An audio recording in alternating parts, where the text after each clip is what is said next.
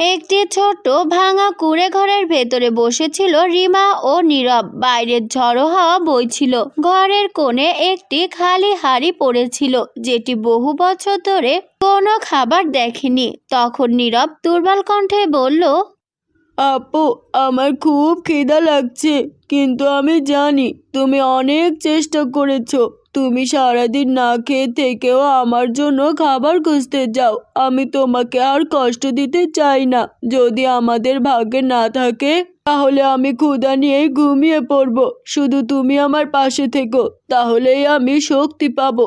না নীরব, তুমি এমন কথা বলবে না। তুমি আমার ছোট্ট ভাই, আমার দায়িত্ব, আমার পৃথিবী। আমি কখনো তোমাকে ক্ষুধার কষ্টে ভুগতে দেব না। আমি আজ আবার জঙ্গলে যাব। আমি বিশ্বাস করি আল্লাহ অবশ্যই আমাদের জন্য কোনো না কোনো পথ খুঁজে দেবেন। তুমি শুধু সাহস রেখো। নীরব তার আপুকে জড়িয়ে ধরল আর বলল, আপু, তুমি পৃথিবীর সবচেয়ে ভালো আপু।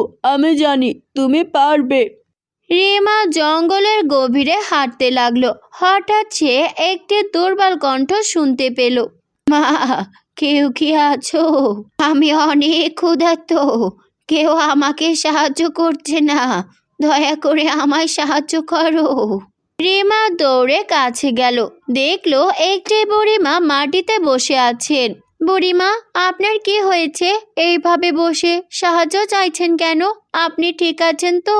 আপনার কি হয়েছে আমাকে বলুন। মা, আমি 3 দিন ধরে কিচ্ছু খাইনি। আমার শরীরে আর কোনো শক্তি নেই।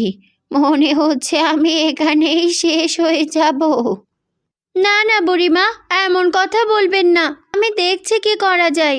রিমার কাছে খাবার ছিল না, তবুও সে তার পানির শেষ বোতলটি এগিয়ে দিল। বুড়িমা, আমার কাছে পানি নেই। এইটুকু পানি আছে। আমাকে আপনি ক্ষমা করবেন। আমার কাছে খাবারও নেই, কিন্তু এই পানিটুকু আপনি খেতে পারেন। আমি চাই না আপনি কষ্ট পান, কারণ আমি জানি একা অসহায় হওয়া কতটা কষ্টের আর গভীরের। কিন্তু আমি যদি পারতাম অবশ্যই আপনাকে সাহায্য করতাম। বুড়িমা তখন পানি খেয়ে ধীরে ধীরে দাঁড়ালেন। তার চোখে হঠাৎ এক অদ্ভুত আলো জ্বলে উঠল আর সে হাসি মুখে বললেন, রিমা, তুমি শুধু আমাকে পানি দাওনি, তুমি আমাকে তোমার হৃদয়ের দয়া দিয়েছো। তাই আমি তোমাকে একটি উপহার দেব, যা তোমার জীবন বদলে দেবে। না না বুড়িমা, আমার সাহায্য চাই না। আমি সামান্য পানি পান করিয়ে সাহায্য নিতে পারবো না। তা বললে চলবে না।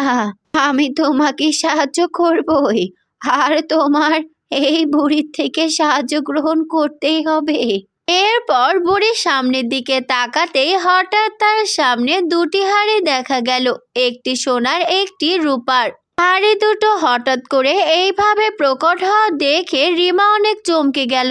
তারপর সে অবাক হয়ে প্রশ্ন করলো, এই হাঁড়িগুলো এত সুন্দর, কিন্তু আমি এগুলো দিয়ে কি করব বুড়িমা? আর হঠাৎ করে এই হাঁড়িগুলো এখানে কিভাবেই বা এলো? আমি তো কিছুই বুঝতে পারছি না। জাদু, সব কিছু জাদু। ধীরে ধীরে সবটা বুঝতে পারবে মেয়ে। এখন শোনো, এই সোনার হাঁড়ি তোমার আশীর্বাদ। তুমি যখন বলবে সোনার হাঁড়ি খাবার দাও, তখনই এই হাঁড়ি তোমাকে অসীম খাবার দেবে। কিন্তু মনে রেখো, কখনোই লোভ করবে না, তাহলে সব হারাবে। বুড়িমার কথা শুনে রিমা গভীর আবেগ নিয়ে বলল, আমি প্রতিশ্রুতি দিচ্ছি বুড়িমা, আমি কখনোই লোভ করব না।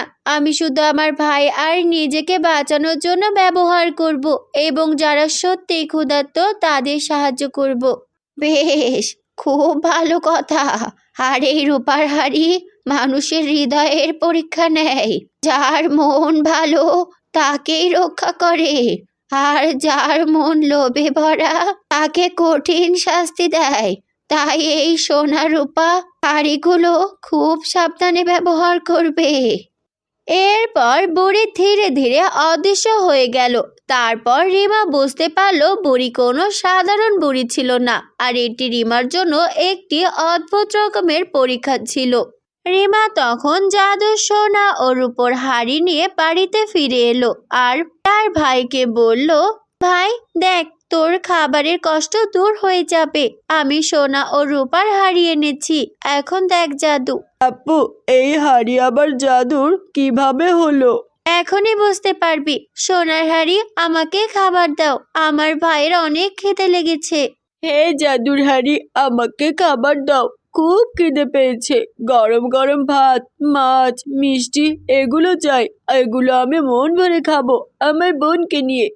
হঠাৎ করে হাঁড়ি থেকে গরম ভাত, মাছ, মিষ্টি এগুলো বের হতে লাগলো। তখন নীরব এত খাবার দেখে খুশিতে নাচতে লাগলো। তারপর চোখ বড় বড় করে তার বোনকে বলল, আপু, এগুলো কি সত্যি? এত খাবার, এটা কি স্বপ্ন? না ভাই, এটা স্বপ্ন না, এটা আমাদের নতুন জীবন। আজ থেকে আমরা আর কখনোই ক্ষুধার্ত থাকবো না। নীরব তখন আনন্দে কেঁদে ফেললো আর বলল, আপু, আজ আমি সত্যিই সুখী। আজ আমি মনে করছি আমাদের জীবনও সুন্দর হতে পারে। এভাবেই তারা মন ভরে খাবার খেতে লাগলো। পাশাপাশি অসহায় হতদরিদ্র না খেয়ে থাকা মানুষদেরকে সেই জাদুর সোনার হাড়ি থেকে খাবার দিতে লাগলো। অপরদিকে গ্রামের জমিদার রতনলাল এই খবর শুনলো, তাই তো সে রাগান্বিত কণ্ঠে বলল, আমার গ্রামে এইসব কি হচ্ছে? একটি এতিম মেয়ের কাছে কিনা জাদুর হাড়ি থাকবে আর আমার কাছে থাকবে না? তাহলে আমি জমিদার হলাম কেন? এটা কখনোই আমি হতে দেব না। এটা হতেই পারে না। আমাকে আজই একটা পদক্ষেপ নিতে হবে, যাতে করে ওই হাড়ি আমার হয়। এই সব কথা ভেবে জমিদার রিমার বাড়িতে গেল আর জমিদার রিমাকে বলল, রিমা, ও রিমা, কোথায় গেলি? আমাকে ওই হাড়িটা দিয়ে দে। এটা আমার দরকার। জাদুর হাড়ি আমার। জাদুর সোনার হাড়ি শুধুমাত্র আমার কাছে থাকবে। জমিদার রতনলালের কথা শুনে রিমা সাহস নিয়ে বলল, না জমিদার সাহেব, এই হাড়ি আমাদের দয়ার পুরস্কার, এটা আমি দিতে পারবো না। আমাকে ক্ষমা করবেন, এর পরিবর্তে আপনি যা চাইবেন তাই পাবেন। কি বললি? হাড়ি দিবি না? এখনই দেখাচ্ছি মজা। জমিদার তখন জোর করে রিমা থেকে সেই জাদুর সোনার হাড়ি ছিনিয়ে নিয়ে গেল। তারপর রিমা ও তার ভাই কান্না করতে লাগলো, কিন্তু জমিদারের মন কিছুতেই গলল না। তাই তো সে হাড়ি নিয়ে তার ঘরে প্রবেশ করলো আর বলল, আমার আর তর সইছে না। কিভাবে এই হাড়ি খাবার দেয় আমাকে দেখতেই হচ্ছে। সোনার হাড়ি আমাকে, খাবারের দরকার নেই। আমাকে সোনা দাও, সোনা।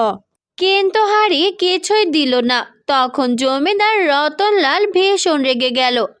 তখন হঠাৎ ধোঁয়া বের হতে লাগলো আর হাড়ি থেকে ধোঁয়া বের হয়ে জমিদার রতনলালকে ঘিরে ফেললো। তখন হাড়িটি রেগে গিয়ে বলল, লোভী মানুষ, তুই শাস্তি পাবি। তোর ভয়ানক পরিণতি হবে, এটা তুই দেখে নিবি।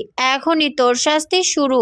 জমিদার তখন জাদুর হাড়ির কথা শুনে ভয়ে কাঁপতে লাগলো আর বলল, আমার এই হাড়ি চাই না। আমি এখনই হাড়ি ফিরিয়ে দিব। আমাকে শাস্তি দিও না দয়া করে। আমি আমার ভুল বুঝতে পেরেছি। আমাকে একটা সুযোগ দাও। আমার ক্ষতি করো না তুমি। এরপর জমিদার সেই সোনার হাড়ি নিয়ে দ্রুত রিমাকে ফিরিয়ে দিল আর কান্না ভেজা কণ্ঠে বলল, রিমা, আমাকে ক্ষমা করো। আমি বুঝেছি লোভ শুধু কষ্ট দেয়। কখনো লোভ করে শান্তি পাওয়া যায় না। তুমি এই হাড়ি রেখে দাও। আমি আপনাকে ক্ষমা করলাম। আমি জানতাম আমার কাছে রূপার হাড়ি আছে, এটাই আমাকে সুরক্ষা করবে। আর আমি আপনাকে ক্ষমা করেছি, কারণ ক্ষমাই মানুষের আসল শক্তি। এরপর জমিদার সেইখান থেকে চলে গেল। তখন হঠাৎ করে বুড়ি আবারও দেখা দিলেন আর বললেন, রিমা, তুমি প্রমাণ করেছো তোমার হৃদয় সোনার থেকেও মূল্যবান। ধন্যবাদ বুড়িমা, আমি শিখেছি আসল জাদু মানুষের দয়ায়। খুব খুশি হলাম। এরপর থেকে এই হাড়ি দুটোই তোমাদের ভাগ্য ঘুরে দাঁড়াবে, নতুন সূচনা ঘটবে। এরপর বুড়ি চলে যায়। রিমা ও নীরব সুখে বসবাস করতে লাগলো। তারা শুধু নিজেদের জন্য নয়, পুরো গ্রামের মানুষের জন্য হাড়ি ব্যবহার করত। তো বন্ধুরা, কেমন লেগেছে আমাদের আজকের এই গল্পটি? যদি ভালো লেগে থাকে তাহলে এখন একটা লাইক দিয়ে আমাদের চ্যানেলটিকে সাবস্ক্রাইব করে দাও। আর তোমরা যারা তোমাদের সুন্দর নাম দিয়ে এমন মজার মজার গল্প শুনতে চাও তারা তাদের নামগুলো এখনই কমেন্ট বক্সে লিখে জানাও, কারণ আমরা পরবর্তী গল্পে তোমাদের নাম ব্যবহার করব। তো সবাই ভালো থেকো, সুস্থ থেকো। আল্লাহ হাফেজ।